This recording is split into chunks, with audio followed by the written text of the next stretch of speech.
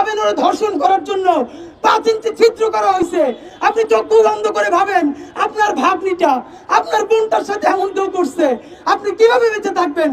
আমরা ওয়াদা করতে চাই, যতদিন পর্যন্ত বাংলাদেশ নারীদের জন্য, এই নারীর অন্য কোনো নাম নাই, মাদ্রাসার শিক্ষার্থী চিনি না, স্কুল কলেজের শিক্ষার্থী চিনি না, সিনেমার নায়িকা চিনি না, নারী মানে শুধুই নারী। নারী আমার মা, নারী আমার বোন।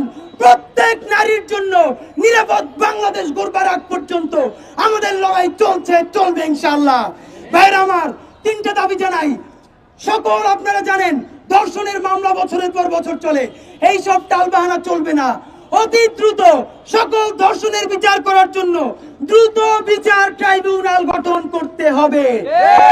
2, এই সমস্ত মামলা শুরু হওয়ার 90 দিনের মধ্যে মামলা নিষ্পত্তি করে রায় ঘোষণা করতে হবে।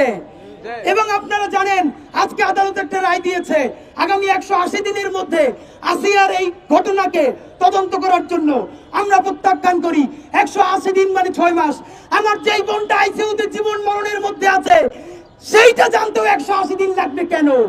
180 দিন বুঝি না, আগামী 3 দিনের মধ্যে সমস্ত তদন্ত শেষ করে আমার বোনের দর্শকদের বিচার শুরু করতে হবে। সর্বশেষ যে কথাটা বলবো, অনেক আলেম ওলামাও কষ্ট পাবে। আপনারা জানেন বাংলাদেশের দর্শের সব থেকে বড় জায়গা বাংলাদেশের মাহফিলগুলা। আমাদের মূল ধারার কোন আলেমরা এই কাজটা করে না, কিন্তু ভাইরাল নাম দিয়ে ওয়াজ ব্যবসা করে যারা ইসলামের ব্যবসা করে খায়, আমাদের নারীদেরকে, বোনদেরকে কটু করে, ছোট করে অনেক সময় ওয়াজ মাহফিলে কথা বলে কিনা বলেন? কোন ওয়াজ মাহফিলে নারীদেরকে কটূক্তি করে কোনো কথা বলা যাবে না।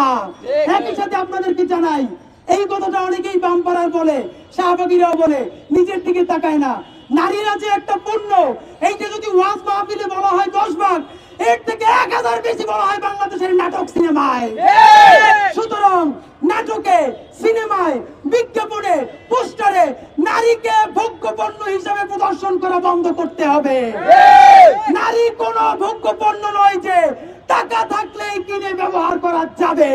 সুতরাং দ্রুত বিচার ট্রাইব্যুনাল চাই, 90 দিনের মধ্যে নিষ্পত্তি চাই, এবং আসিয়া, আমার বোন আসিয়ার জন্য দ্রুত মামলার কার্যক্রম শুরু করতে হবে। আমরা সবাই এখন মিছিল করে শাহবাগ যাব, আসরের নামাজ পড়বো, গণ ইফতার করে আমার বোনদের জন্য দোয়া করব। বাংলাদেশ জিন্দাবাদ, ইনকিলাব জিন্দাবাদ। আপনারা আমাদের সাথে